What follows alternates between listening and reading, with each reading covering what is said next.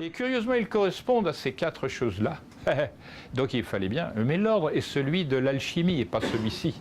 L'alchimie, c'est l'ordre de la gravitation, des attractions, etc. Là, c'est l'énergie fluctuante par nature. C'est pourquoi les anciens avaient donné directement, d'ailleurs en hébreu, Maïm, Shamaïm, les eaux d'en bas, les eaux d'en haut. L'espace correspond à de l'eau, c'est-à-dire c'est fluctuant. Regardez le vol d'un oiseau, il traduit cela. Vous ne verrez jamais un oiseau qui vole comme ça. L'oiseau vole par petites.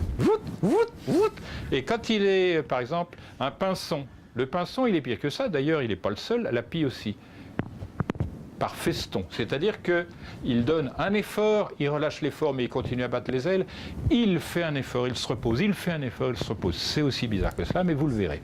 Et il y a des gens en natation qui font ça avec raison. Vous faites du papillon en natation. Si vous faites tout le temps un effort, vous êtes mort avant d'arriver. Si vous faites un effort toutes les 3 avancées, là, vous pouvez arriver. C'est pareil en apnée.